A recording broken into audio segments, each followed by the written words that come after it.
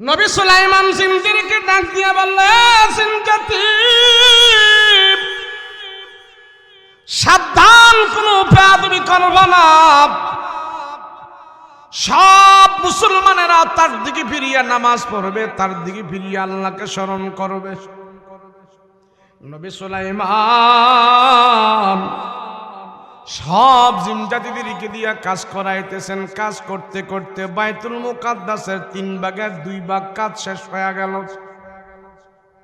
এই শেষ হওয়ার পরে আরো 1 ভাগ কাজ বাকি আছে। এই মুহূর্তে নবী সুলাইমানের কাছে এসে একটা লোক সালাম দিলেন, আসসালাতু আসসালামু আলাইকা ইয়া সুলাইমান। নবী সুলাইমান তার সালামের জবাব নিল। সালামের জবাব নেওয়ার পর এবার নবী সুলাইমান দেখতে পাইল লোকটার চেহারাটা কেমন কেমন যেন। নবী সুলাইমান ডাক দিয়া কয়, ভাই রে, তুমি কোত্থেকে আসলা? আমার রাজ্যের ভিতরে তোমার মতন চেহারার কোনো মানুষ আমি আর কোনোদিন দেখি নাই। আমি সব প্রান্ত থেকে ওপার প্রান্ত যত মানুষ আছে সবার সাথে আমি সাক্ষাৎ করে মোলাকাত করে, কিন্তু তোমার মতন চেহারার মানুষ আমার রাজ্যে আমি কোনোদিন দেখি না। তুমি কোত্থেকে আসলা? ওই লোকটা ডাক দেয়া কয়, ওগো সুলাইমান, আমার পরিচয় যারা জানে, আমার পরিচয় যারা পায়, তারা দুনিয়াতে আর বেশি দিন থাকতে পারে না। আমার পরিচয় পাওয়ার সাথে সাথে তারা দুনিয়ার জমিন থেকে বিদায় হয়ে যায়। নবী সুলাইমান বুঝতে পারলেন আমার রাজ্যের ভিতরে এমন চেহারার কোনো মানুষ নাই। আরে ভাই, তুমি কোত্থেকে আসলা? লোকটা ডাক দিয়া কয়, ও পয়গম্বর সুলাইমান গো, আমি এই দুনিয়ার সাধারণ মানুষ না, আমি হইলাম মালাকুল মউত আজরাইল। নবী সুলাইমান আমার পরিচয় যে মানুষটা পেয়ে যায়, পেয়ে যাওয়ার পর দুনিয়াতে আর থাকতে পারে না, দুনিয়ার লীলা তার শেষ হয়ে যায়। এ নবী সুলাইমান, আপনাকে আমি সালাম দেওয়ার অর্থ হইল আপনি দুনিয়ার জমিন আর বেশিক্ষণ থাকবে না, চলে যেতে হবে। নবী সুলাইমান বলে, কি বলো তুমি, কি বলো? হে আজরাইল, আমার জান তুমি এখন কবজ করতে পারবা না। আমি আল্লাহর কাছে বলেছি এই বাইতুল মুকাদ্দাসের কাজটা আমি পুরাটা শেষ করব, তুমি আমার জান এখন কবজ করবা না, বাইতুল মুকাদ্দাসের কাজটা পুরো আমাকে শেষ করতে দাও। আজরাইল আলাইহিস সালাতু ওয়াস সালাম ডাক দেয়া কয়, পয়গম্বর সুলাইমান, দুনিয়াতে কাউকে 1 মুহূর্ত সময় দেওয়া, দুনিয়াতে কাউকে 1 মুহূর্ত সময় বাড়ানো কমানো, এটা আমার আজরাইলের কাজ নয়, আমার মালাকুল মউতের কাজ নয়, এটা হলো আল্লাহর কাজ। আপনার আল্লাহকে আপনি বলেন, আল্লাহ যদি আপনার দুনিয়াতে থাকার পারমিশন দেয়, সময় যদি আপনাকে বাড়ায়া দেয়, হায়াত যদি আপনাকে বাড়ায়া দেয়, আমি আজরাইল আপনার রূহ নিব না, আপনার কাছ থেকে আমি বিদায় হয়ে চলে যাব। আল্লাহকে বলেন। নবী সুলাইমান ডাক দিয়ে বলে, মালিক,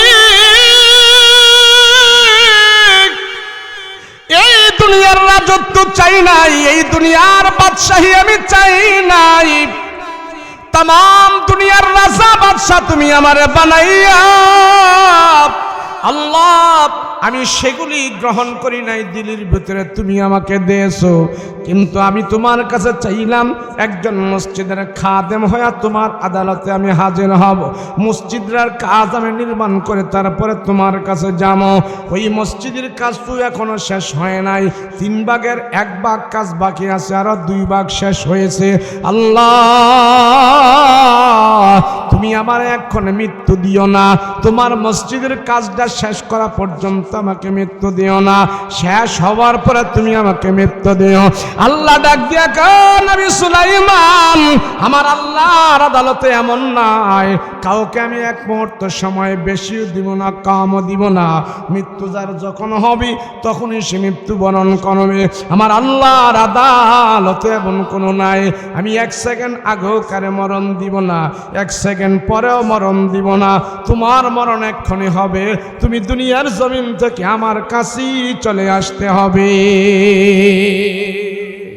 কাজ শেষ না, শেষ নাকি শেষ হয় নাই সেটা আমার দেখার বিষয় নয়। আমার আল্লাহর আদালতে মৃত্যু হবেই হবে, এক্ষুনি তোমার মরণ হবে। নবী সুলাইমান ডাক দেয়া, আল্লাহ তাইলে কাজটা যেন অসম্পূর্ণ থাকবে, তার জন্য কি হবে? আমি যদি এক্ষুনি মৃত্যুবরণ করে তোমার দরবারে চলে যাই, এই বাইতুল মুকাদ্দাসের কাজটা তো অসম্পূর্ণ থাকবে। আমাকে দায়িত্ব দিলে তোমার মসজিদটা তো আমি শেষ করতে পারি নাই, তোমার মসজিদের কাজটা তো এখনো শেষ হয় নাই, আরো এক বা কাজ বাকি আছে। আল্লাহ এখন যদি আমি চলে যাই কি হবে? আমার দিলের তামান্না পুরা হবে না, আমি কেমনে তোমার দরবারে হাজির হব? আমার দিলটা তো মসজিদের মধ্যে যায় রয়েছে, মসজিদ না করা পর্যন্ত আমার দিলের ভিতরে শান্তি হবে না। আল্লাহ ডাক দিয়া করে, নবী সুলাইমান গো, তোমার সময় দেওয়া হবে, তবে তোমাকে নির্ধারিত সময় মৃত্যু দেওয়া হবে। এই সময় তোমার রুহটা বের করে নেওয়া হবে, কিন্তু তোমার রুহ বের করে নেওয়ার পরেও জিন জাতিরা বুঝতে পারবে না তোমার মরণ হয়েছে। তোমার হাতের মধ্যে যে লাঠি আছে, ওই লাঠির মধ্যে ভর করে তোমাকে দাঁড় করায় রাখবো, কিন্তু তুমি জীবিত থাকবে না, তুমি থাকবে মৃত। তোমার রুহুটা বের করে নেওয়া হবে, তোমার রুহু আজরাইল আমার কাছে নিয়ে আসবে, তবে তোমার দেহটা লাঠির মধ্যে ভর করে দাঁড় করায় রাখবো। তুমি জিন জাতিদের দিকে তাকায়া থাকবা, ওই রকম ভাবে তোমার দাঁড় করায় রাখবো। সব জিন জাতিরা বুঝতে পারবে তোমার মরণ হয় নাই, তুমি এখনো জীবিত, কিন্তু তুমি তো মৃত, তারা বুঝতে পারবে না। যখন বাইতুল মুকাদ্দাসের কাজটা কমপ্লিট শেষ হয়ে যাবে, তখন জিন জাতিরা বুঝতে পারবে তোমার মরণ হয়ে গেছে। আমি আল্লাহ তোমার দোয়া কবুল করে নিছি, তবে নির্ধারিত সময়ে তোমাকে আমি মৃত্যু দিব। আও কামা ক্বালান নবিয়্যু আলাইহিস সালাতু ওয়াস সালাম।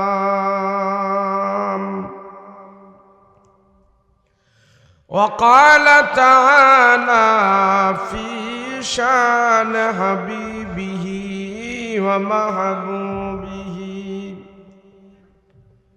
وما أرسلناك إلا رحمة للعالمين صلى الله على سيدنا ومولانا محمد وعلى آله وأصحابه أجمعين بلغ العلا بكماله كشف الدجى بجماله حسنت جميع خصاله صلوا عليه وآله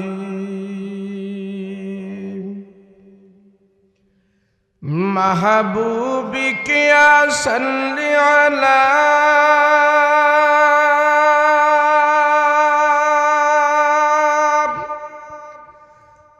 नामे मोहम्मद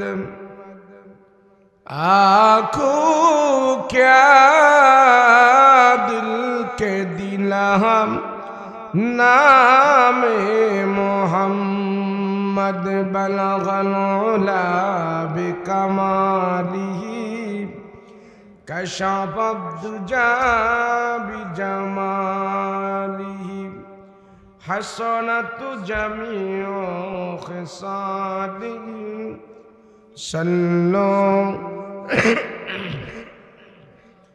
ला इलाहा इल्लल्लाह ला इलाहा जोरे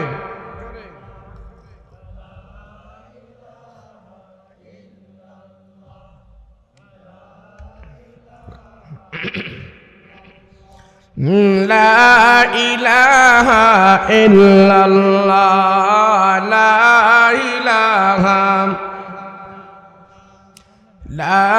ইলাহা আসমানের মালিক যে আল্লাহ, জমিনের মালিক সে আল্লাহ। লা ইলাহা লা ইলাহা ইল্লাল্লাহ লা ইলাহা ইল্লাল্লাহ লা ইলাহা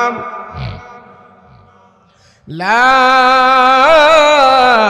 ইলাহা ইল্লাল্লাহ মুহাম্মাদুর রাসূলুল্লাহ সাল্লাল্লাহু আলাইহি ওয়াসাল্লাম।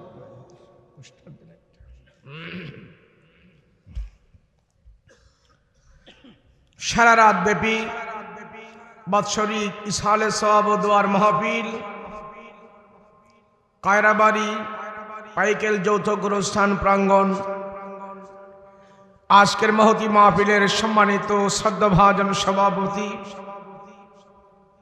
মাজাজ মুকাররম উলামায়ে কেরাম, তলাবায়ে ইলম, সম্মুখপানে উপবিষ্ট দিনদার মুত্তাকি পরহেজগার ভাইয়েরা, পর্দার অন্তরালে অবস্থানরত আমার সাধ্যা মা বোনেরা, আল্লাহ পাকের দরবারে কালেমাত শুকর আদায় করছি, বলি আলহামদুলিল্লাহ। আল্লাহ পাক আমাকে আপনাকে দয়া করে মায়া করে আপন করে রহমতি বরকতি নজর দি আল্লাহ এবং আল্লাহ রসুলের কথা শুনবো এবং বলবো। সেই সুবাদে আল্লাহ এমন এক সময় আমাদেরকে একত্র করেছেন যেই সময় পৃথিবীর সব মানুষ ঘুমায়া থাকে। বলেন, এই সময় কি আমরা জাগ্রত থাকি না ঘুমে থাকি? অন্যান্য দেশের মানুষেরা, অন্যান্য গ্রামের মানুষেরা এখন জাগ্রত না ঘুমন্ত? কথা বলেন না, ঘুমন্ত। সারা দুনিয়ার মানুষ ঘুমন্ত অবস্থায়, আর ওই অবস্থায় আল্লাহ আমাকে আপনাকে জাগ্রত রেখেছেন আল্লাহ এবং আল্লাহর কথা শোনার জন্য। আল্লাহ এবং আল্লাহর রসুলের কথা বলবো এবং শুনবো, সেই সুবাদে আমরা এখানে উপস্থিত হয়েছি। আমার মনে হয় আল্লাহ যার উপরে রহমতের দৃষ্টি দিয়েছেন তাকেই আল্লাহ পাক এই শেষ প্রহরে একত্র হয়ে বসার সুযোগ দান করেছেন।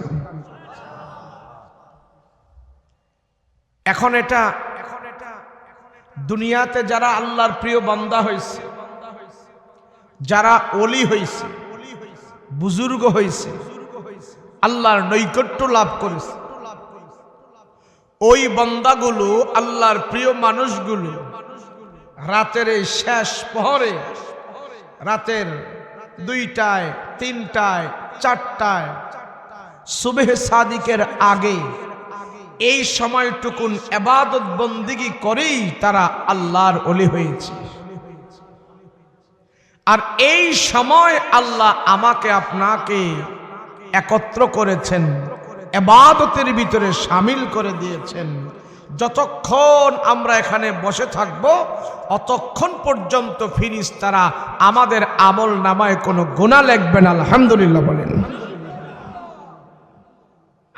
আমার মন বলতেছে, আমি মুসাফির মানুষ, আমার মন বলতেছে আজকের এই মাহফিল আল্লাহর দরবারে কবুল হয়ে গেছে। কেন জানেন?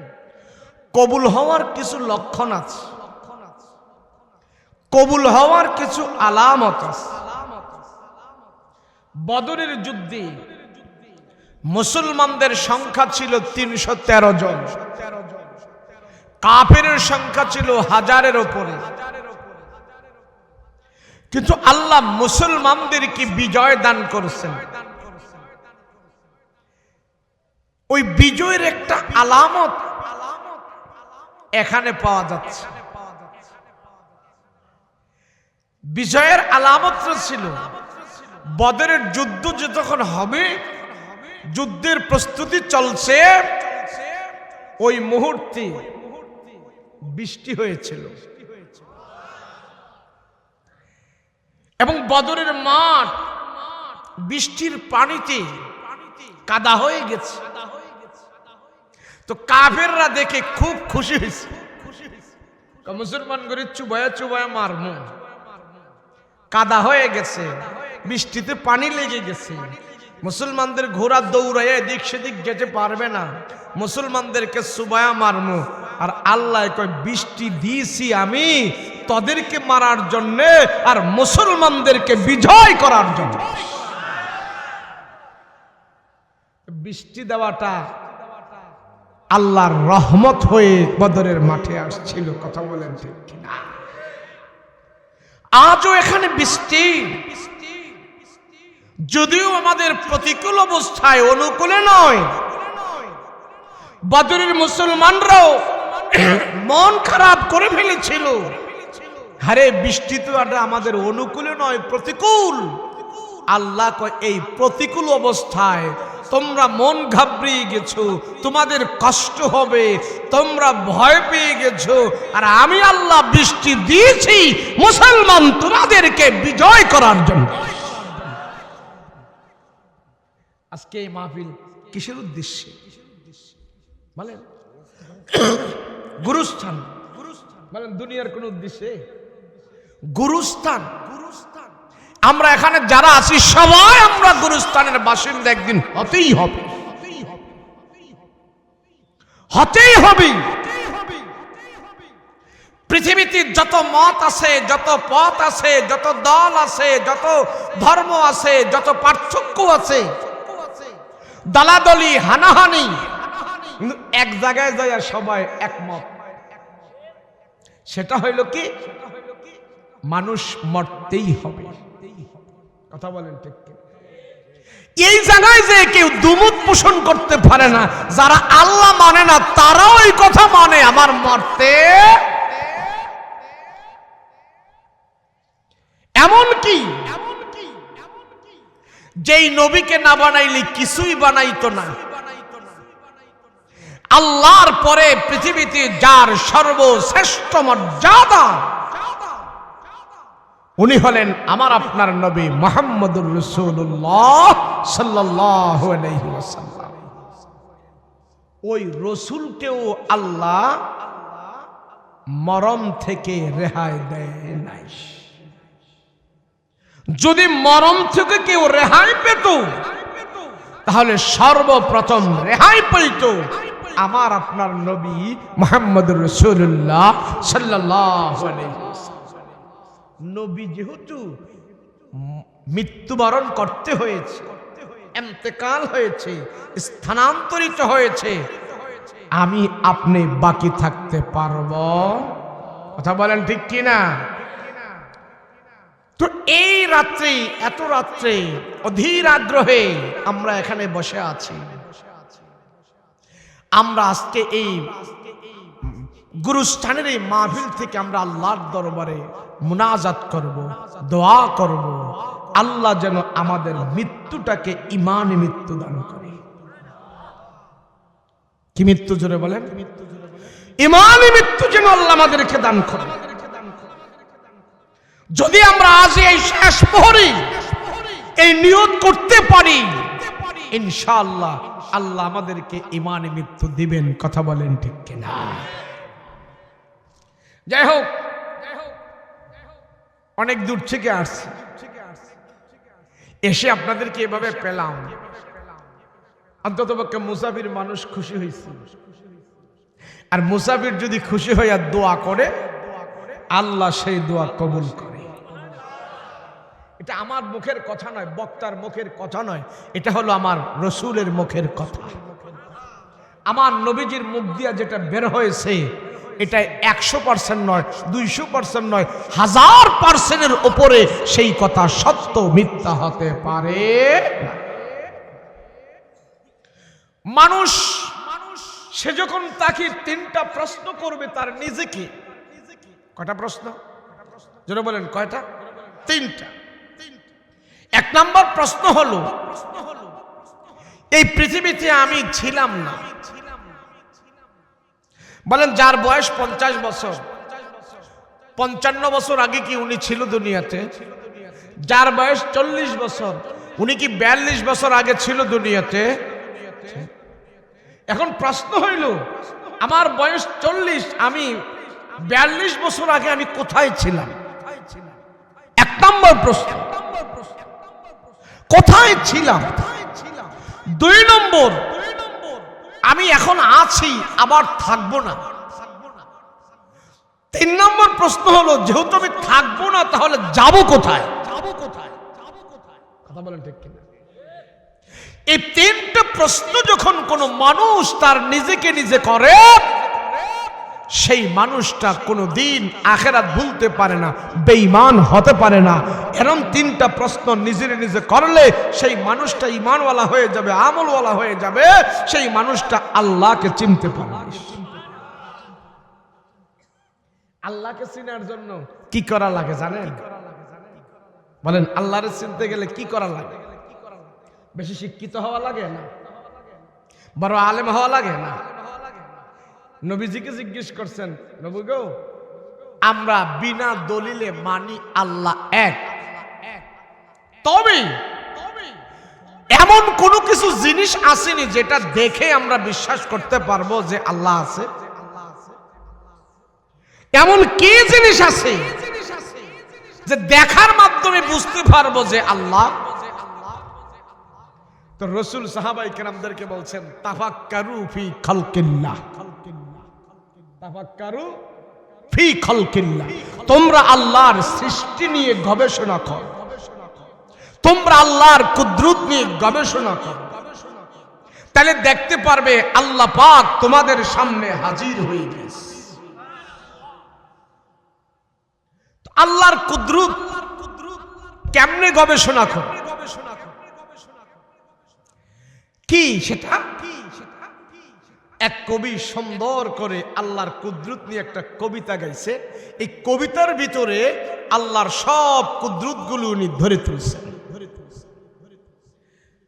আচ্ছা মানুষ বল দেখি, রাত্র কেন কালো, চাঁদ সূরজ কোথা হতে পেল এত আলো, পশু পাখি কয় না কথা, মানুষ কেন কয়, বল বল বল মানুষ এসব কেমন করে হয়, ফুলগুলি সব নানান রঙে কেমন করে হয়, পাতাগুলো সবুজ বটে ফুলের মতো নয়।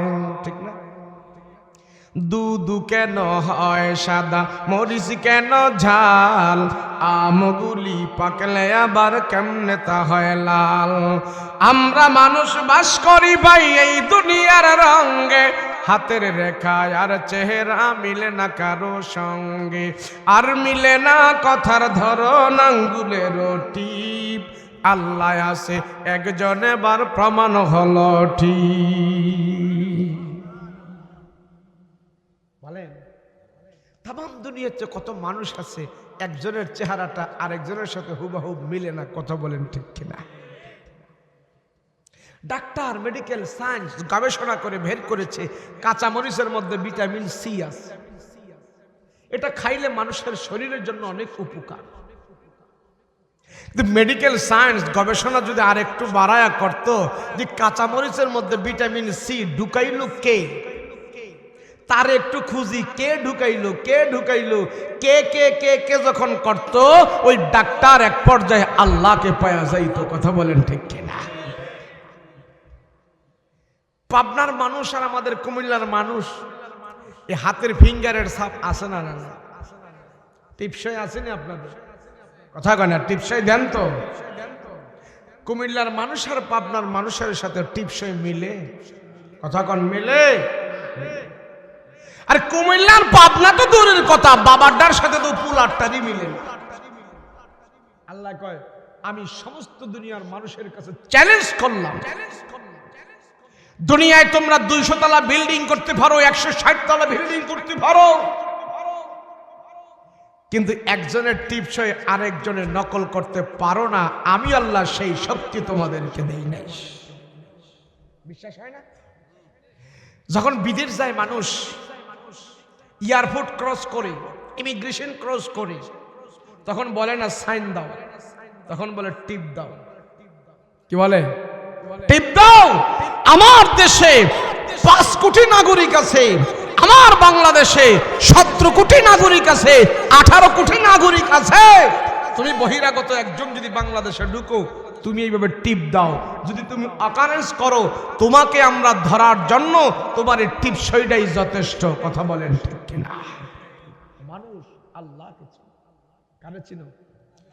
কারে চিনো? জোরে বলেন না, কারে চিনো? মুসলমান ভাইরা রে আমার, আল্লাহ পাক রব্বুল আলামিন ডাক দিয়া বলে, বান্দারা তোমরা আমাকে চেনো, আমাকে চেনো, আমি কে? এ বান্দা, তুমি দুনিয়াতে আলো চেনো, অন্ধকার চেনো, তোমার বিবি চেনো, ছেলে চেনো, মেয়ে চেনো, বাড়ি ঘর সব চেনো, কিন্তু বান্দা তুমি আমারে চিনলা না, আমারে চিনলা না, আমারে চিনলা না। তুমি জানো আমি কে? তুমি জানো?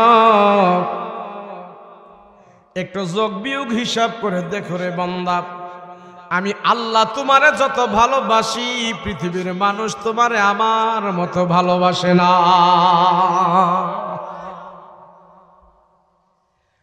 আল্লাহ পাক রব্বুল আলামিন ডাক দিয়া বলে, মানুষ,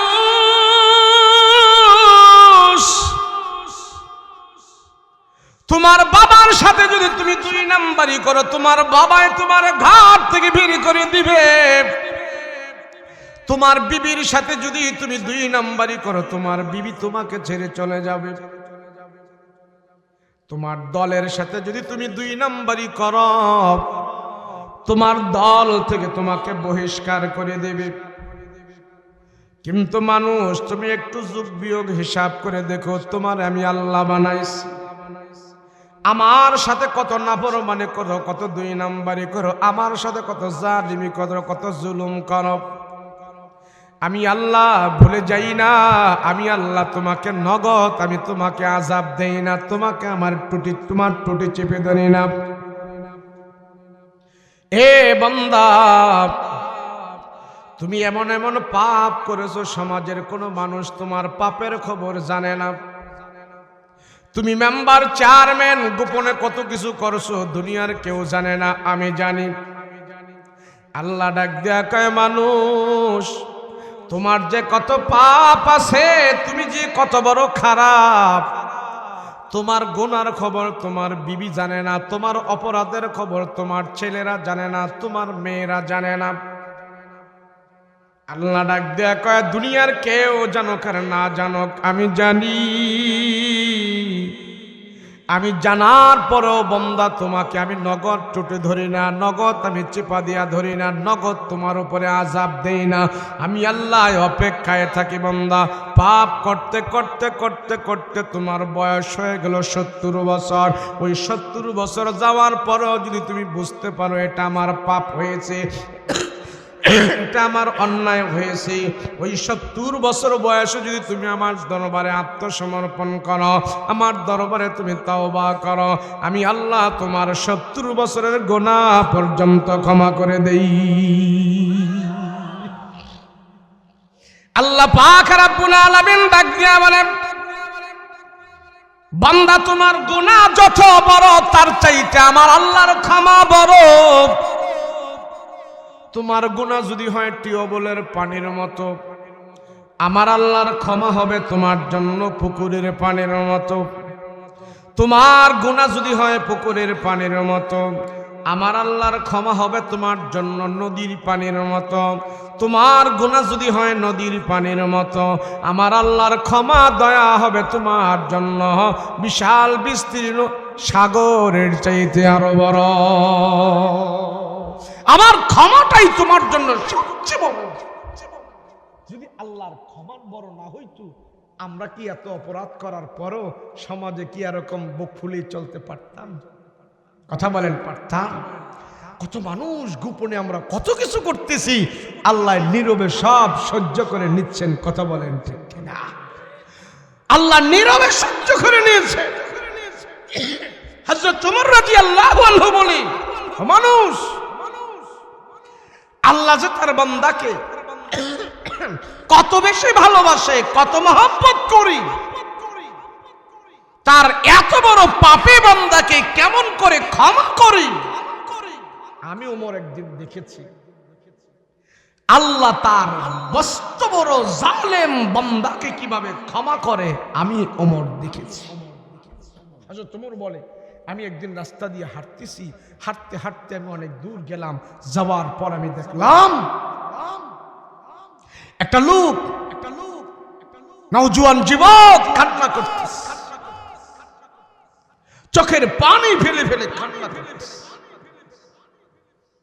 হযরত ওমর বলে, তার কান্না দেখে আমার দিলের ভিতরে তার জন্য অনেক মায়া হয়ে গেছে। হযরত ওমর বলে, তার কান্নার কারণে আমার চোখ থেকে পানি বের হয়ে গেছে। হযরত ওমর হাঁটি হাঁটি পা পা করে ওই যুবকের কাছে গেল, যুবকের কাছে গেল, জিজ্ঞেস করে, যুবক কান্দো কেন, কি হয়েছে, তোমার চোখে এত পানি কেন? যুবক কোনো কথা কয় না। হযরত ওমর আবার ধমক দিয়া বলে, এই বেটা, তুমি আমাকে চিনো না? আমি তোমার চোখের পানি সহ্য করতে পারছি না, বলো কেন কাঁদো, তোমার কি প্রয়োজন? টাকার প্রয়োজন, বাসস্থানের প্রয়োজন, জামা কাপড়ের প্রয়োজন, খাদ্যের প্রয়োজন, বলো কি প্রয়োজন? যুবক এরপরও কথা কয় না, শুধু কান্দে, শুধু কান্দে। হযরত ওমর কয়, তুমি কি আমার চিনো না? আমি কে? এই বেটা, তুমি আমার চিনো না? আমি কে? আরে আমি রসুলের বড় সাহাবীদের ভিতর থেকে একজন সাহাবী। রসুল আমাকে বলেছে, নবীর পরে যদি কেউ নবী হইতো তাহলে আমার ওমরকে আল্লাহ নবী বানায়া পাঠাইতো। আমি এত বড় একজন মানুষ, আমার রসুল বলেছেন, তুমি কেন কাঁদো আমার কাছে বলো। তো যুবক কান্না বন্ধ করে বলে, ওমর গো, আমি যে জিনিসের জন্য কান্দি এটা আপনি আমারে দিতে পারবেন না। হযরত ওমর বলে, বেটা আমি দিতে পারবো না মানে? বলে, হ্যাঁ আপনি পারবেন না। আচ্ছা আমি দিতে পারবো না, এরপরও বলো না তুমি কেন কাঁদো, আমি তো শুনতে তো পারি। ওই যুবক বলে, ওমর আমি মস্ত বড় একটা গুনাহ করেছি, আমার গুনাহটা আসমান জমিনের চাইতে আরো বড়। ওই মস্ত বড় গুনাহর জন্য আমি কান্না করতেছি। ওমর বলো, তুমি কি আমার গুনাহ ক্ষমা করতে পারবে? হযরত ওমর একবারে চুপ হয়ে গেছে, লাজবাব চুপ হয়ে গেছে। বলে, আসলে তো ঠিক, আমি গুনাহ ক্ষমা করতে পারবো না। একটু গরম চা দিয়ে, এবার চাই না দিয়েছেন শরবতের চা, অনে আনবেন গরম চা। এটা ওই আগের চা একবারে ঠান্ডা হয়ে গেছে, আবহাওয়া চেঞ্জ হইতেছে তো। রাস্তায় এদিক তো বৃষ্টি হয় নাই, ওদিকে রাস্তায় পানি লেগে গেছে, আর এই চাটমোহরের এদিক দিয়ে রাস্তায় মাটি এবং পানি, গাড়ি টানা যায় না, খুব রিক্সে চাটছে। আলহামদুলিল্লাহ, যেহেতু অনেক কষ্ট করে চলেই আসছি, কিছু পারি আর না পারি, মাদ্রাসায় পড়ে বাপ মা আমাদেরকে এতটুকু শিখাইছে যে একটু দোয়া করতে পারবা। তো মাদ্রাসায় পড়ে আমরা জাতির জন্য, বাবা মার জন্য, দেশের জন্য, দশের জন্য, তাম দুনিয়ার মানুষের জন্য আমরা একটু হাত উঠে দোয়া দো করতে পারবো। কথা বলেন ঠিক কিনা? আজকের এই মাহফিল, আরে এত রাত্রে তো আলোচনা নয়, এত রাত্রে হলো মাওলার সাথে সম্পর্ক করার। এই মাহফিল হলো আল্লাহর সাথে এখন সম্পর্ক হওয়ার। এত রাত্রে কি আলোচনা করে কেউ? এত রাত্রে কি মন খুলে কেউ কথা বলতে পারে? আলোচনা মজা লাগবে, এখন সবার চোখে জিমানি। কিন্তু এই সময় আল্লাহর সাথে সম্পর্ক করতে হয়। যদি এখন হাত উঠে আল্লাহর দরবারে দোয়া করি, পৃথিবীতে যত নবী, রসুল, অলি, গাউস, কুতুব, পীর, মাশায়েখ, আবদাল, বুজুর্গ যারাই দুনিয়াতে আসছে, এই সময়টা আল্লাহর দরবারে কান্নাকাটি করে, মুনাজাত দিয়ে, আল্লাহরে খুশি করে, আল্লাহর ওলি হয়ে তারা কবরে গিয়েছে। আর ওই সময় আল্লাহ আমাদেরকে বসায়া রাখছে। কথা বলেন ঠিক কিনা? আল্লাহ পাক হযরত ওমর রাদিয়াল্লাহু আনহু বলে, যুবক বলো। বলছে আমি মস্ত বড় গুনাহ করেছি। এখন ওমর বলে, আমার গুনাহটা তোমার কি গুনাহ আমি তো শুনতে পারি। বলে, ওমর তুমি যেহেতু ক্ষমা করতে পারবা না, তুমি শুই নাও, লাভ নাই। আমি তোমার কাছে বলার কোনো দরকার নাই। তো হযরত ওমর রাদিয়াল্লাহু আনহু বলে, আচ্ছা ঠিক আছে, আমার কাছে বইলো না, কিন্তু তুমি যে কান্না করছো, তোমার চোখের পানি আমি ওমর সহ্য করতে পারি না। তবে তোমারই মস্ত বড় গুনাহ আমি ক্ষমা করতে পারবো না। আমার কাছে আমার রহমতের নবী আছে। আমার নবী যদি দুইটা হাত উঠাইয়া তোমার জন্য দোয়া করে, নবীর দোয়ার বরকতে আল্লাহ তোমার বড় গুনাহ ক্ষমা দান করে দিবে। হযরত ওমর যুবককে সাথে নিয়ে নসরুলের বাড়িতে রওনা। এ বাবা, আস্তে আস্তে করে যুবককে যখন নাকি ধরে ধরে নিয়ে গেল, আর যুবক চোখের পানি ছেড়ে ছেড়ে কান্না করতেছে, বুকটা বাসায় ফেলছে, দাড়িটা ভিজায় ফেলছে। হযরত ওমর যুবককে নিয়া আমার নবীর কাছে পাঠাইলেন, যুবক তোমার চোখের পানি দেখে আমার ওমরের কঠিন দিলটা নরম হয়ে গেছে। আমার কাছে বলো নাই তুমি কেন কান্দো, শুধু বলেছ একটু পাপ করেছো। যুবক এবার আমার পয়গম্বরের কাছে বলো, নবী যদি তোমার জন্য দোয়া করে, তাইলে আমার মন বলতেছে আল্লাহ তাআলা নবীর দোয়ার বদলতে তোমার আপনি মুসলমানদের কিবলা নির্ধারণ করবেন। সব মুসলমানেরা এদিকে ফিরে নামাজ পড়বে, আপনাকে স্মরণ করবে।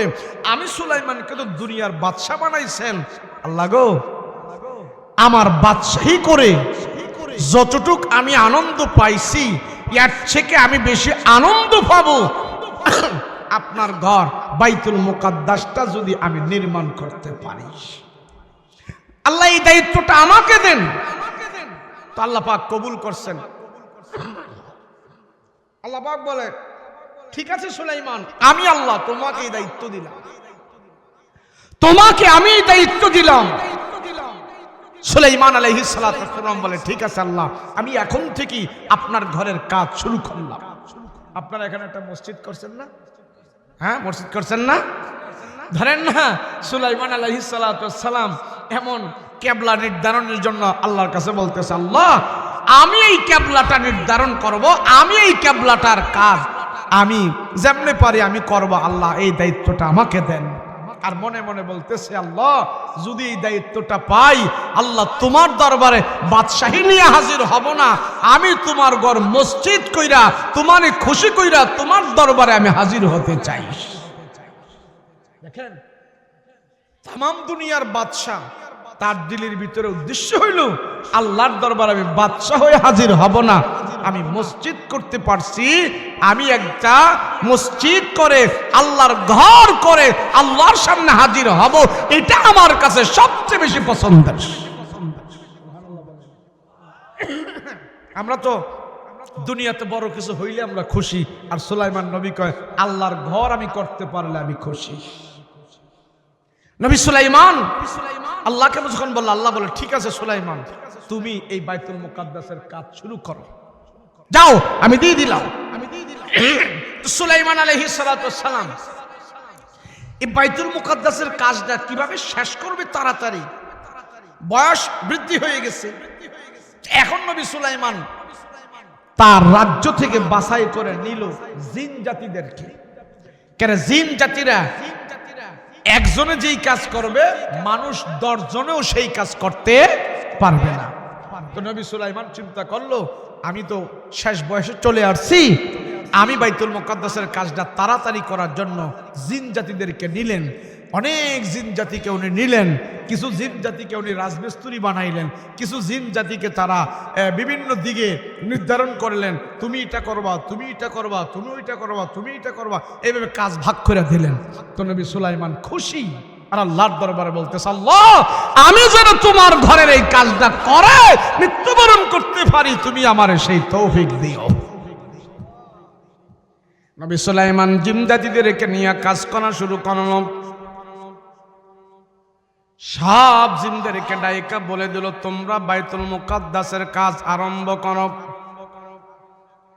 সুলাইমান নবী দেখায় দিল, এটা এইভাবে করবা, এটা ওইভাবে করবা, এটা এইভাবে করবা, ওটা ওইভাবে করবা। নবী সুলাইমান সব জিন জাতিদেরকে বাইতুল মুকাদ্দাসের কাজের মধ্যে লাগাইয়া নিজে এবার লাঠি বর করে দাঁড়ায় রইলেন। আর সবাইকে বলে দিল, উল্টা পাল্টা করবা না, যদি কামের মধ্যে উল্টা পাল্টা করো আমি নবী সুলাইমানের লাঠি দিয়া কিন্তু শেষ করে ফেলব। সকালবেলা ডিউটিতে লাগায়, আবার বিকাল বেলা তাদেরকে বাড়িতে চলে যেতে বলে। সুলাইমান আলাইহিস সালাতু ওয়াস সালাম ওই মসজিদুল আকসা মুসলমানদের প্রথম কেবলার কাজটা করতেছেন। ওই জিন জাতিরা যায় সাগর থেকে বিশাল বড় বড় পাথর এনে ওই কাদামাটি দিয়া ওই নবী সুলাইমানের কথা মতো বাইতুল মুকাদ্দাসের কাজটা তারা করতেছে। সব জিন জাতিরা কাজ করতেছে, ট্যাটবেট করে না। নবী সুলাইমান লাঠি নিয়ে দাঁড়ায় আছে, আর যদি কোনো ট্যাটবেট করো তাইলে কিন্তু নবী সুলাইমানের লাঠি দিয়া তোমাদেরকে শেষ করে ফেলা হবে, বাইরে ঠ্যাং ঠ্যাং ভেঙে ফেলা হবে। কাজের মধ্যে কোনো ত্রুটি করবা না, কোনো বেয়াদবি করবা না। এটা আল্লাহর ঘর, আমি নবী সুলাইমান তৈরি করতেছি। নবী সুলাইমান জিনদেরকে ডাক দিয়া বললেন, জিন জাতি সাবধান, কোনো বেয়াদবি করবা না। সব মুসলমানেরা তার দিকে ফিরিয়া নামাজ পড়বে, তার দিকে ফিরিয়া আল্লাহকে স্মরণ করবে। নবী সুলাইমান সব জিন জাতিদেরকে দিয়া কাজ করাইতেছেন। কাজ করতে করতে বাইতুল মুকাদ্দাসের 3 ভাগের 2 ভাগ কাজ শেষ হয়ে গেল। এই শেষ হওয়ার পরে আরো 1 ভাগ কাজ বাকি আছে। এই মুহূর্তে নবী সুলাইমানের কাছে এসে একটা লোক সালাম দিলেন, আসসালাতু আসসালামু আলাইকা ইয়া সুলাইমান। নবী সুলাইমান তার সালামের জবাব নিল। সালামের জবাব নেওয়ার পর এবার নবী সুলাইমান দেখতে পাইল লোকটার চেহারাটা কেমন কেমন যেন। নবী সুলাইমান ডাক দিয়া কয়, ভাই রে, তুমি কোত্থেকে আসলা? আমার রাজ্যের ভিতরে তোমার মতন চেহারার কোনো মানুষ আমি আর কোনোদিন দেখি নাই। আমি সব প্রান্ত থেকে প্রান্ত যত মানুষ আছে সবার সাথে আমি সাক্ষাৎ করে মোলাকাত করি, কিন্তু তোমার মতন চেহারার মানুষ আমার রাজ্যে আমি কোনোদিন দেখি না। তুমি কোত্থেকে আসলা? ওই লোকটা ডাক দিয়া কয়, ওগো সুলাইমান, আমার পরিচয় যারা জানে, আমার পরিচয় যারা পায়, তারা দুনিয়াতে আর বেশি দিন থাকতে পারে না। আমার পরিচয় পাওয়ার সাথে সাথে তারা দুনিয়ার জমিন থেকে বিদায় হয়ে যায়। নবী সুলাইমান বুঝতে পারলেন আমার রাজ্যের ভিতরে এমন চেহারার কোনো মানুষ নাই। আরে ভাই, তুমি কোত্থেকে আসলা? লোকটা ডাক দিয়া কয়, ও পয়গম্বর সুলাইমান গো, আমি এই দুনিয়ার সাধারণ মানুষ না, আমি হইলাম মালাকুল মউত আজরাইল। নবী সুলাইমান, আমার পরিচয় যে মানুষটা পেয়ে যায়, পেয়ে যাওয়ার পর দুনিয়াতে আর থাকতে পারে না, দুনিয়ার লীলা তার শেষ হয়ে যায়। এ নবী সুলাইমান, আপনাকে আমি সালাম দেওয়ার অর্থ হইল আপনি দুনিয়ার জমিন আর বেশিক্ষণ থাকবে না, চলে যেতে হবে। নবী সুলাইমান বলে, কি বলো তুমি, কি বলো? হে আজরাইল, আমার জান তুমি এখন কবজ করতে পারবা না। আমি আল্লাহর কাছে বলেছি এই বাইতুল মুকাদ্দাসের কাজটা আমি পুরাটা শেষ করব, তুমি আমার জান এখন কবজ করবা না, বাইতুল মুকাদ্দাসের কাজটা পুরো আমাকে শেষ করতে দাও। আজরাইল আলাইহিস সালাতু ওয়াস সালাম ডাক দেয়া কয়, পয়গম্বর সুলাইমান, দুনিয়াতে কাউকে 1 মুহূর্ত সময় দেওয়া, দুনিয়াতে কাউকে 1 মুহূর্ত সময় বাড়ানো কমানো, এটা আমার আজরাইলের কাজ নয়, আমার মালাকুল মউতের কাজ নয়, এটা হলো আল্লাহর আল্লাহর কাজ। আপনার আল্লাহকে আপনি বলেন, আল্লাহ যদি আপনার দুনিয়াতে থাকার পারমিশন দেয়, সময় যদি আপনাকে বাড়ায়া দেয়, হায়াত যদি আপনাকে বাড়ায়া দেয়, আমি আজরাইল আপনার রূহ নিব না, আপনার কাছ থেকে আমি বিদায় হয়ে চলে যাব। আল্লাহকে বলেন। নবী সুলাইমান ডাক দিয়ে বলে, মালিক, এই দুনিয়ার রাজত্ব চাই নাই, এই দুনিয়ার বাদশাহী আমি চাই নাই, तमाम दुनियार राजा बादशाह তুমি আমারে বানাইয়া আল্লাহ আমি সেগুলি গ্রহণ করি নাই, দিলের ভিতরে তুমি আমাকে দিয়েছো, কিন্তু আমি তোমার কাছে চাইলাম একজন মসজিদের খাদেম হয়ে তোমার আদালতে আমি হাজির হব, মসজিদের কাজ আমি নির্মাণ করে তারপরে তোমার কাছে যাব। ওই মসজিদের কাজ তো এখনো শেষ হয় নাই, 3 ভাগের 1 ভাগ কাজ বাকি আছে, আরো 2 ভাগ শেষ হয়েছে। আল্লাহ তুমি আমার এখন মৃত্যু দিও না, তোমার মসজিদের কাজটা শেষ করা পর্যন্ত আমাকে মৃত্যু দিও না, শেষ হওয়ার পরে তুমি আমাকে মৃত্যু দিও। আল্লাহ ডাক দিয়া কয়, নবী সুলাইমান, আমার আল্লাহর আদালতে এমন নাই কাউকে আমি 1 মুহূর্ত সময় বেশিও দিব না, কমও দিব না, মৃত্যু যার যখন হবে তখনই সে মৃত্যুবরণ করবে।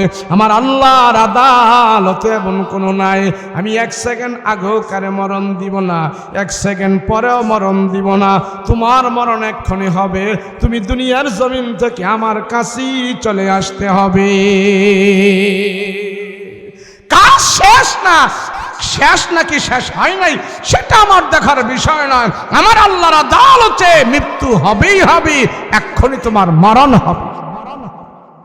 নবী সুলাইমান ডাক দেয়া, আল্লাহ তাইলে কাজটা যেন অসম্পূর্ণ থাকবে তার জন্য কি হবে?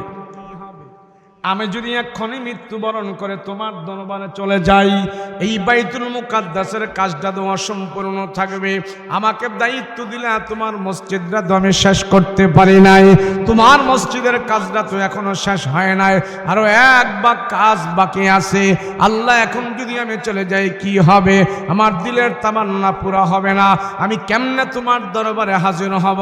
আমার দিলটা তো মসজিদের মধ্যে যায় রয়েছে, মসজিদ না করা পর্যন্ত আমার দিলের ভিতরে শান্তি হবে না।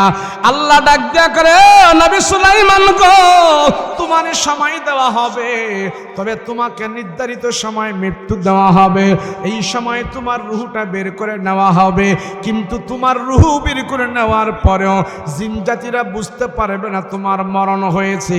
তোমার হাতের মধ্যে যে লাঠি আছে ওই লাঠির মধ্যে ভর করে তোমাকে দাঁড় করায় রাখবো, কিন্তু তুমি জীবিত থাকবে না, তুমি থাকবে মৃত।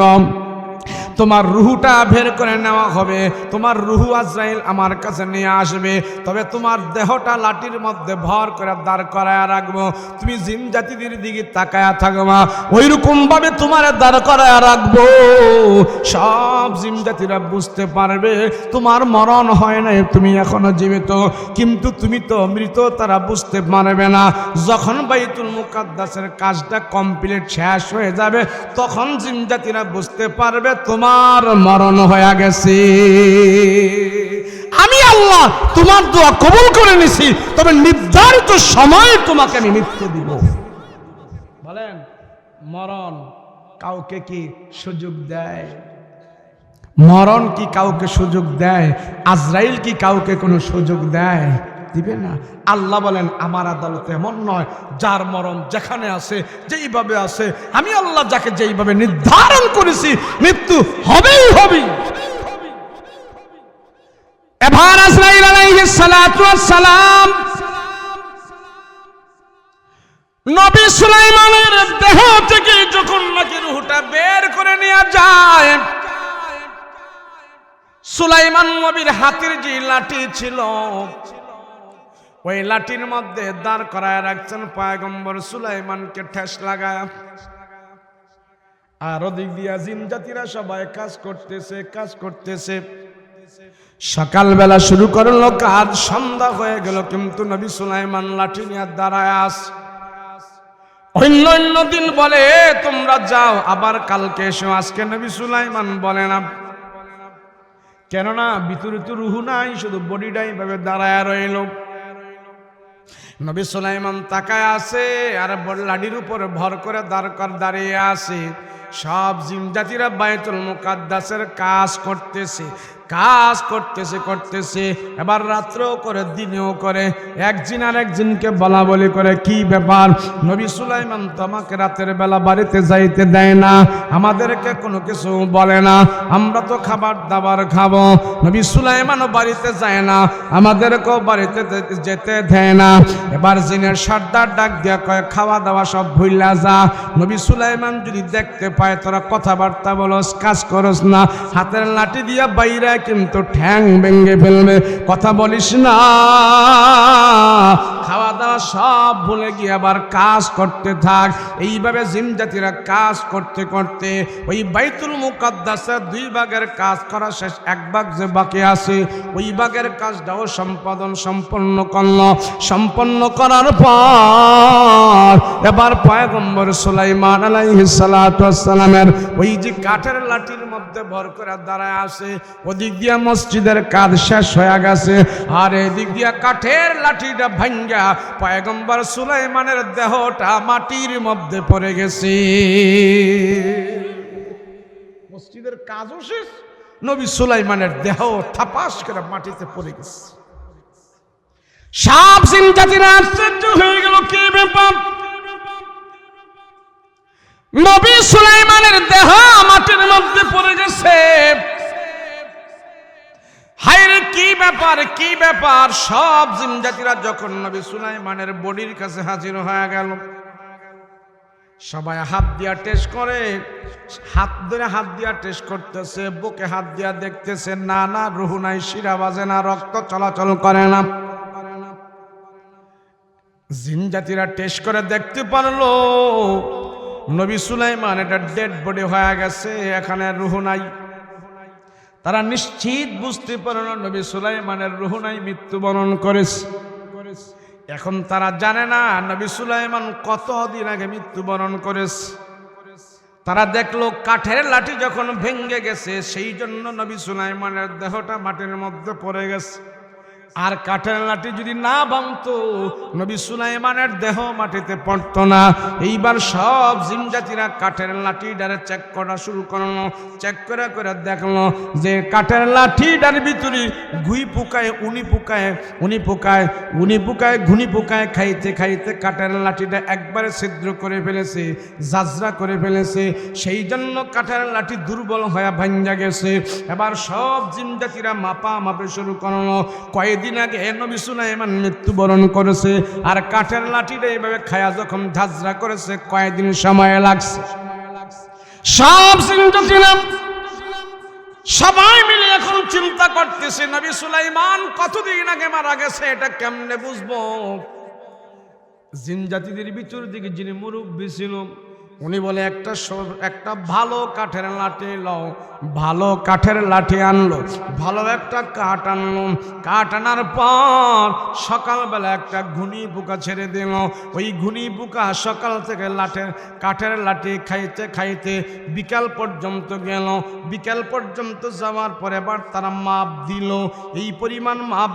এই পরিমাণ যদি একটা ঘুনি পোকায় কাঠের লাঠিটা খায়, এত বড় লাঠিটা কয়দিন লাগছে খাইতে, তারা মাইপা আন্দাজ করে দেখতে পারল নবী সুলাইমান 1000 বছর আগে মারা গিয়েছে।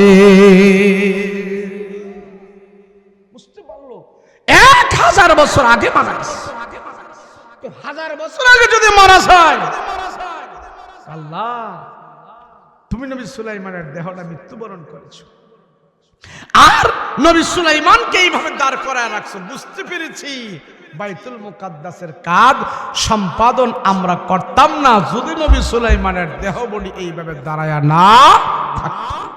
আরে ভাই, নবী সুলাইমানকেও আল্লাহ পাক সুযোগ দেয় নাই আপনি সৎ কাজ করবেন, ভালো কাজ করবেন, ইবাদত করবেন। আপনি বলতেছেন পরে হুজুর, এখন না পরে, এই তো নামাজটা ধরতেছি, এই তো কিছুদিনের ভিতরে নামাজটা ধরে ফেলবো। নামাজ যখন ধরবো আর ছাড়বো না হুজুর, আর কয়টা দিন যাক, এইভাবে যাক বলতে এক সময় আপনি কবরেই চলে যাবেন। কথা বলেন ঠিক কিনা? তাহলে কবরে যাওয়ার আগেই আমি নামাজ ধরতে হবে। কথা বলেন ঠিক কিনা? কবরে যাওয়ার আগেই আমার মাল সামান তৈরি করতে হবে, কবরের যাত্রী আমি হতে হবে। সেই জন্য কবরে যাওয়ার আগেই আমার ঈমান আর আমল মজবুত করব। রাজি আছে কিনা? কথা কয় না, রাজি আছে কিনা? কথা কয় না, রাজি আছেন কিনা? বলেন, মৃত্যু থেকে যদি বাঁচতে পারতো আমার রসুলকে আল্লাহ পাক মৃত্যু থেকে রেহাই দিয়া দিত। আল্লাহ এই পৃথিবীর বুকে কোনো মানুষকে দুনিয়াতে থাকার পারমিশন দেয় নাই, একমাত্র দুনিয়াতে থাকার পারমিশন আমার রসুলকে আল্লাহ পাক দিয়েছিলেন। নবীজি সেই পারমিশন গ্রহণ করে নাই। নবীজি সেই পারমিশন গ্রহণ করে নাই। সাহাবায়ে কেরাম বসে আছে, সব সাহাবীরা বসে আছে। নবীজি সাহাবীদেরকে বলতেছেন, সাহাবীরা জানো তোমাদের ভিতরে তোমাদের এক বন্ধু আছে, সেই বন্ধুকে আল্লাহ সবচেয়ে বেশি মহব্বত করে, পছন্দ করে। তো আল্লাহর সেই পছন্দের মানুষটাকে আল্লাহ সালাম জানাইছে। সালাম জানাইয়া বলছে, যদি সেই মানুষটা দুনিয়াতে থাকতে চায় তাহলে আল্লাহ তার দুনিয়াতে থাকার জন্য তার হায়াতটাকে লম্বা করে দিবে। আর যদি দুনিয়া থেকে চলে যেতে চায় সসম্মানে আল্লাহ তারে নিয়ে যাইবে। কিন্তু তোমাদের সেই বন্ধু দুনিয়াতে থাকতে চাই নাই, সসম্মানে আল্লাহর কাছে চলে যাওয়ার জন্যই সে সিদ্ধান্ত নিয়েছে। রাসূল শুধু এতটুকু বলছে, তোমাদের বন্ধু তারে আল্লাহ সালাম দিয়া বলছে দুনিয়াতে থাকার জন্য। কিন্তু তোমাদের সেই বন্ধু দুনিয়াতে থাকতে চায় নাই, চলে যেতে চাইছে, চলে যাবে। এতটুকু যখন বলছে, সব সাহাবায়ে কেরাম এখন চিন্তায় পড়ে গেল, হায়রে আমাদের ভিতরে এমন মানুষ কে, আমাদের ভিতরে এমন সাহাবী কে যারে আল্লাহ সালাম দিয়েছে দুনিয়াতে থাকার জন্য, হায়াত লম্বা করে দিবে। কিন্তু উনি থাকতে চায় নাই, আল্লাহর কাছে চলে যাইতে চাইছে। এমন মানুষটা কে আমরা খুঁজে বের করতে হবে। এত আল্লাহর প্রিয় ঘনিষ্ঠ বান্দা কে হতে পারে? সব সাহাবায়ে কেরাম এবার খুঁজতেছে, কে কে এমন মানুষ, কে এমন প্রিয় বান্দা, কে আল্লাহর দোস্তটা কে? সাহাবায়ে কেরাম সবাই মিলে এক একজনের কাছে যায়। সাহাবীরা আলীর কাছে গেল, ওগো আলী, আল্লাহ মনে হয় আপনারে সালাম জানাইছে, দুনিয়াতে থাকার জন্য আল্লাহ পারমিশন দিয়েছে, আপনি মনে হয় সেই পারমিশন গ্রহণ করেন নাই। হযরত আলী বলে, না না না সাহাবীরা রে, আল্লাহ আমারে এমন কথা বলে নাই, আল্লাহ আমারে সালাম দেয় নাই, দুনিয়াতে থাকার সুযোগ দেয় নাই। হযরত আলী বলে, সাহাবীরা না না, আল্লাহ আমারে এমন সুযোগ দেয় নাই, আল্লাহ আমারে সালাম দিয়ে এই কথা বলে নাই দুনিয়াতে থাকার জন্য, অন্য কেউ হতে পারে। সাহাবীরা আবার ওসমানের কাছে যায়, ওসমানকে যা জিজ্ঞেস করে, ওগো ওসমান, আল্লাহ মনে হয় আপনারে সালাম দিয়া বলছে দুনিয়াতে থাকার জন্য, আপনি মনে হয় গ্রহণ করেন নাই, আল্লাহর কাছে চলে যাইতে চেয়েছেন। হযরত ওসমান বলে, সাহাবীরা রে, না না, আমার আল্লাহ এমন অফার দেয় নাই, আমাকে আল্লাহ এমন সুযোগ দেয় নাই, আমাকে আল্লাহ সালাম দেয় নাই।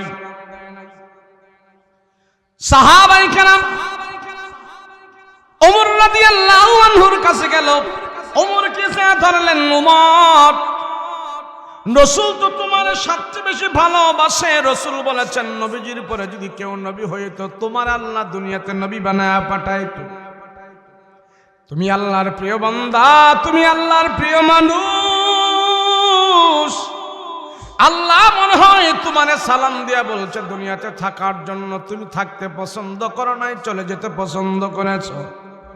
হযরত ওমর বলে, সাহাবীরা গো, না না, আল্লাহ আমাকে এমন অফার দেয় না, এমন সুযোগ দেয় নাই। সব সাহাবী মিলিয়া, ওমর মিলিয়া, আলী রাদিয়াল্লাহু আনহু, ওসমান, তালহা, জুবায়ের, তালহা সবাই মিলিয়া হযরত আবু বকর রাদিয়াল্লাহু আনহুর বাড়িতে গেল। আবু বকরের বাড়িতে যায় সবাই জমায়েত হইল। এক জায়গায় বসে আবু বকর কান্না করতেছে। আবু বকর চোখ থেকে পানি ঘর ঘর করে পড়তেছে।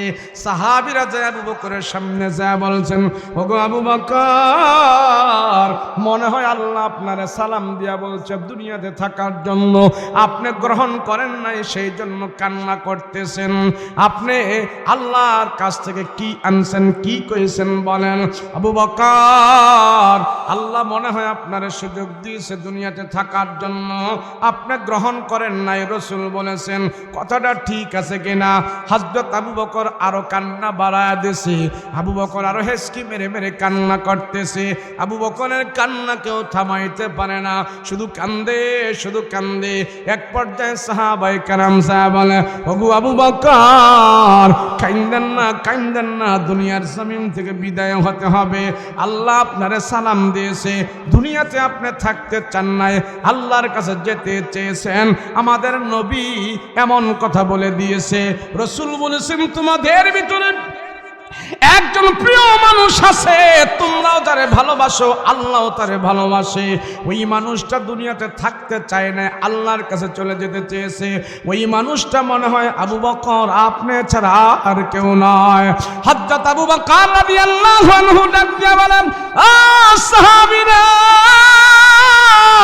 আরে না না না, তোমরা আমার রাসূলের কথা বুঝো নাই।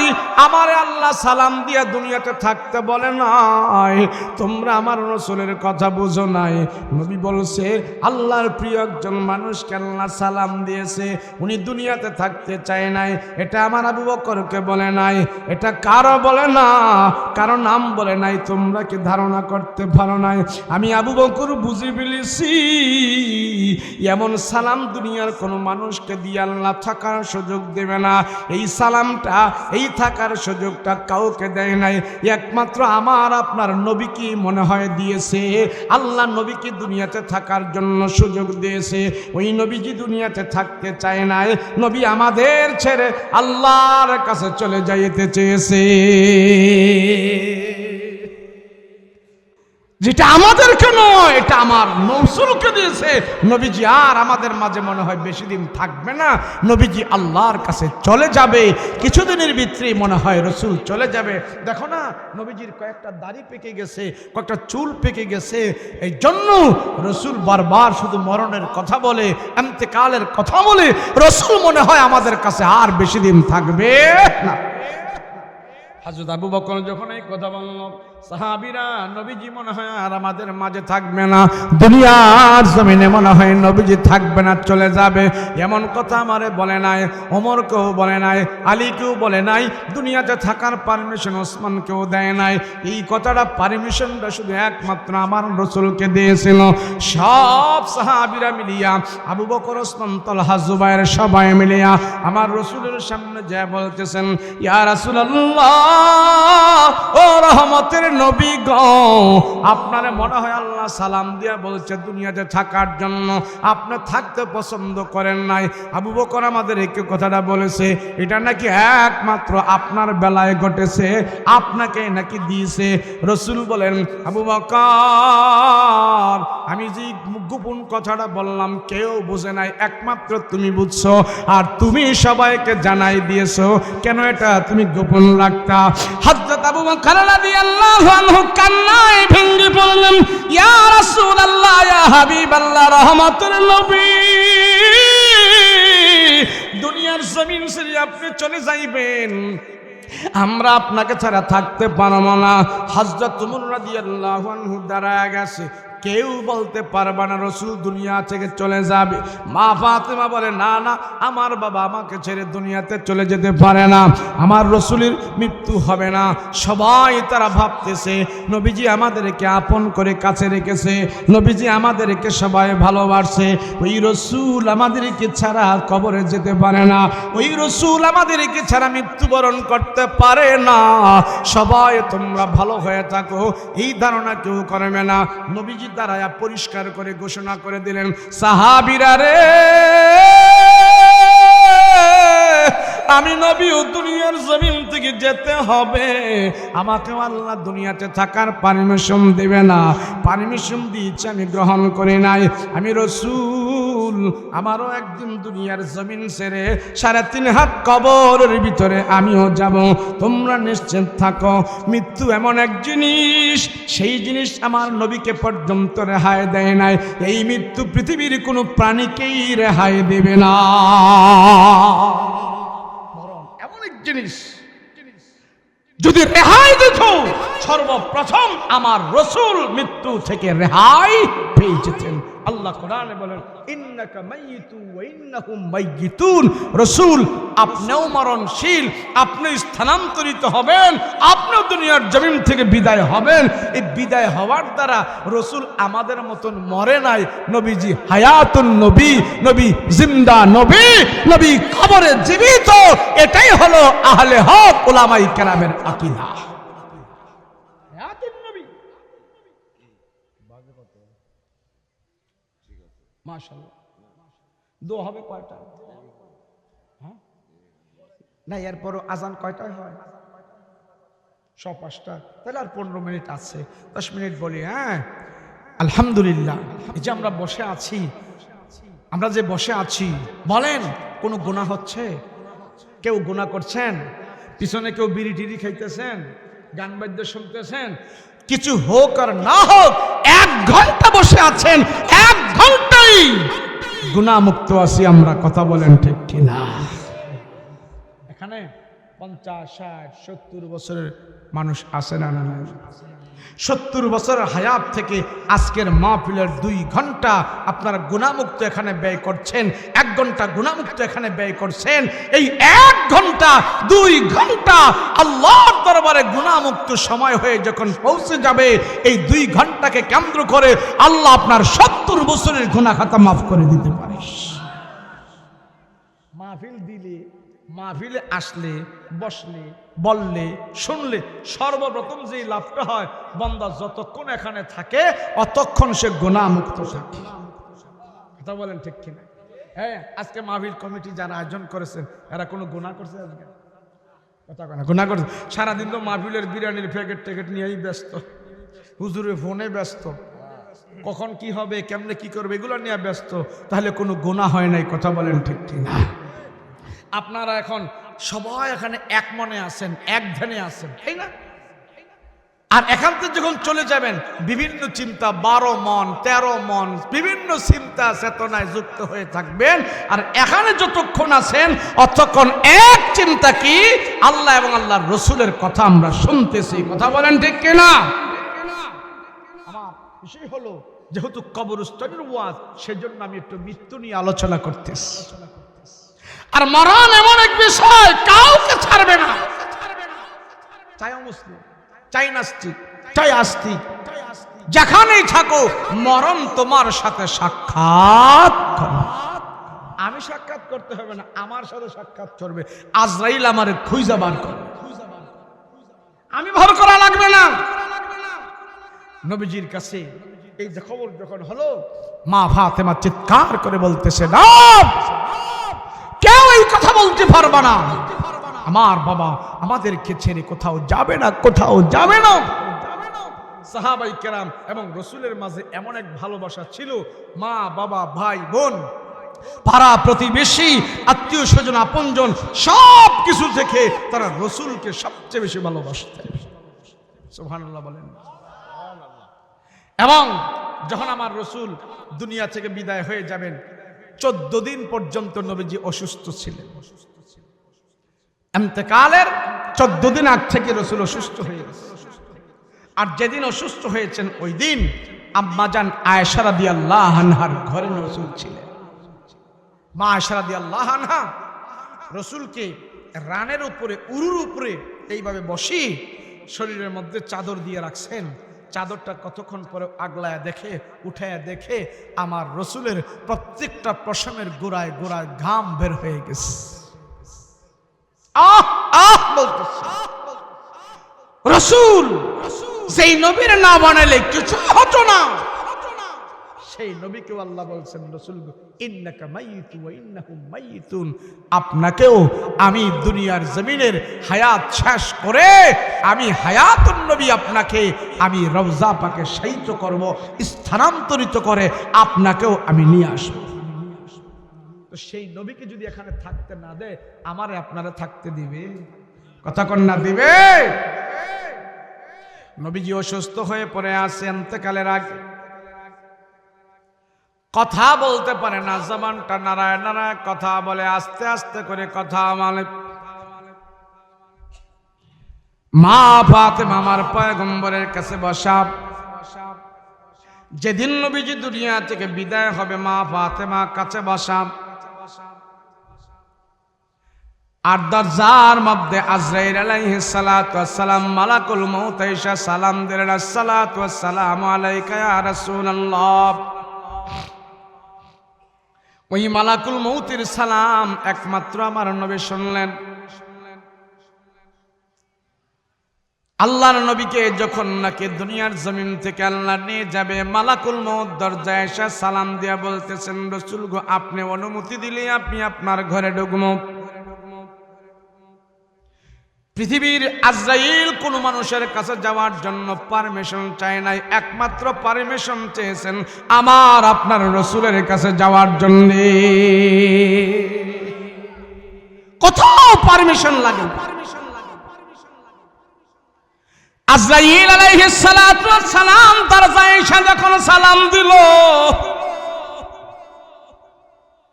আল্লাহর নবী ডাক দিয়া বলে, ফাতেমা, ঘরের দরজা খুলে দাও, একজন মেহমান আসছে। মা ফাতেমা যখন ঘরের দরজা খুললো, ঘরের দরজা খুলে দেখতেছেন বিশাল বড় একটা মানুষ। এমন আকৃতির মানুষ মক্কা মদিনায় কোনোদিন ফাতেমা দেখে নাই। তার এক পা হইল জমিনে আর এক হাত হইল আকাশ। অগ্নিরুক্কার মতন এমন একজন মানুষ আমার রাসূলের দরজার সামনে দাঁড়ানো আছে। মা ফাতেমা ওই অগ্নিরুক্কার মতন মানুষটাকে দেখা ঘরের দরজা লাগায় দিছেন। বাবা, এমন মানুষ আমি ফাতেমা জীবনে কোনোদিন দেখি নাই, বিকট আকৃতির মানুষ। আল্লাহর নবী ডাক দিয়ে বলে, ফাতেমা, তুমি একটু আমার কাছ থেকে দূরে যাও, তোমাকে এখানে দেখে সেই মানুষটা আমার কাছে আসতে পারে না, তুমি একটু দূরে যাও। ফাতেমা ডাক দিয়া কয়, বাবা, এই বৎসরতের আকৃতির মানুষটা কে গো বাবা, কে? নবীজি বলে, ফাতেমা, এটা হইল মালাকুল মউত, আমার রূহ বের করার জন্য আমার পারমিশন চাচ্ছে, তোমাকে দেখে আসতেছে না, তুমি একটু দূর হয়ে যাও। মা ফাতেমা যখন এই কথা শুনলেন, মালাকুল মউত আজরাইল আমাদের ঘরের দরজায় হাজির, মালাকুল মউতকে ঘরের ভিতরে আসতে দিবে না। মা ফাতেমা একটা চিৎকার দিয়া ঘরের দরজাটা এইভাবে তালা লাগায়া দিল, খিলি বন্ধ করে দিল, দরজা লাগায়া দিল। আব্বা, আজরাইলকে আমি আসতে দিব না, আসতে দিব না, আমার বাবাকে আমাদের মাঝ থেকে বিদায় করে নিয়ে যাবে, এটা আমি ফাতেমা সহ্য করতে পারবো না, আজরাইলকে আমি আসতে দিব না। নবী ডাক দিয়া বলে, ফাতেমা গো, আজরাইলকে তুমি দরজা তালা বন্ধ করে রাখতে পারবো না। আজরাইল মালাকুল মউত এমন এক জিনিস, কোন দিক দিয়ে আসবে তুমিও দেখতে পারবা না। আমার রাসূলের সম্মানে আর খাতিরে ওই মালাকুল মউত আমাদের দরজার সামনে এসে আমার কাছ থেকে পারমিশন চাইতেছে, আর কারো বলা সম্ভব না। ফাতেমা, তুমি একটু দূরে যাও, মালাকুল মউত আজরাইলকে আসতে দাও। ফাতেমা একটু দূরে যায়, আর মালাকুল মউত আজরাইল আমার নবীর সামনে এসে হাজির হয়। আসসালাতু ওয়াসসালামু আলাইকা ইয়া রাসূলুল্লাহ। নবী গো, আল্লাহ আপনাকে আল্লাহর দরবারে নিয়ে যাওয়ার জন্য বলছে। আল্লাহ নবী ডাক দিয়া কয়, আমি আল্লাহর কাছে চলে যাব, দুনিয়াতে থাকতে চাই না। তবে আমার রুহু বের করার আগে তুমি আমাকে বলে দাও আমার উম্মতের গুনাহ খাতা আল্লাহ ক্ষমা করেছে কিনা। তো এটার খবর তো আমি জানি না। এই খবর হলো জিবরাইল আলাইহিস সালাতু ওয়াস সালাম আয়েশা কয়, ইয়া রাসূলুল্লাহ, আপনার উম্মতের গুনাহ খাতা আল্লাহ ক্ষমা করেছে, আমাকে আল্লাহ জানাই দিয়েছে সমস্ত নবীর উম্মতের আগে আল্লাহ তাআলা আপনার উম্মতকে জান্নাতের ভিতরে নিয়ে যাবে। এবার আমার নবীজি বলে, আজরাইল ঠিক আছে, আমার রূহ বের করো। শেষ, আজরাইল আমার রূহ বের করো। এবার আজরাইল আলাইহিস সালাতু ওয়াস সালাম এইভাবে একটা থাপা মারলেন রাসূলুল্লাহর বুকে। আল্লাহ নবী ডাক দিয়া কহা, কত যন্ত্রণা, কত যন্ত্রণা, মরণের কত যন্ত্রণা। আজরাইল ডাক দিয়া কয়, রাসূল গো, আপনাকে বুঝানোর জন্য আমি এটা করলাম, কিন্তু আপনাকে কষ্ট দেওয়া হবে না, আপনাকে কষ্ট দেওয়া হবে না। কিন্তু আপনার উম্মতের ভিতরে যারা বেঈমান হবে, বেনামাজি হবে, নাফরমান হবে, তাদেরকে আর চাইতে আরো 1000 গুণে বেশি যন্ত্রণা দিয়া, কষ্ট দিয়া তাদের রূহটা আমি বের করব। এটা আপনাকে বুঝানোর জন্য এমন করেছি। কত কষ্ট, কত যন্ত্রণা। আল্লাহ।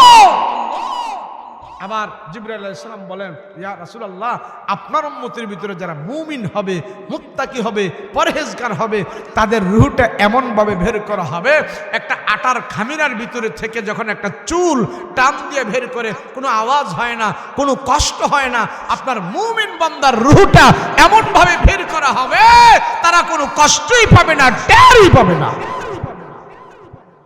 তাই রাসূলুল্লাহ সাল্লাল্লাহু আলাইহি সাল্লাম মুমিন বান্দাদের প্রতি বলছেন, তোমরা মৃত্যু যখন সহজ করতে চাও, ঈমান মৃত্যুবরণ করতে চাও, গুনাহ থেকে বাঁচো, আল্লাহর নাফরমান থেকে বাঁচো। আল্লাহ যেন আমাদেরকে সর্বপ্রকারের গুনাহ থেকে হেফাজত করে, বলেন আমিন। মাশাআল্লাহ। দোয়া হবে। আমার আগে যিনি বয়ান করেছেন ওনার নাম কি? শহীদুল্লাহ সাহেব। হ্যাঁ, নামাজ পড়ে হুজুর দোয়া করবেন, আর সবাই আমরা নামাজ পড়ব। আলহামদুলিল্লাহ। এই কবরস্থানের জন্য আপনাদের দান, আপনাদের দানের হাত, আপনাদের কারণে, আপনাদের অর্থের বিনিময় মসজিদ, কবরস্থান, এগুলি আমাদের জাতীয় সম্পদ। আমরা দুনিয়াতে একদিন থাকবো না, এই গোরস্থান থাকবে। কথা বলেন ঠিক কিনা? তাহলে আমার বাড়ি হবে, আমার ঘর হবে, আরে ওটা তো নকল, আসল তো গোরস্থান। কথা বলেন ঠিক কিনা? এই গোরস্থানে এই সময় আল্লাহরে খুশি করতে চাই এমন কে কে আছেন? আল্লাহরে শেষ মুহূর্তে, শেষ বারের ভিতরে আল্লাহ তোমার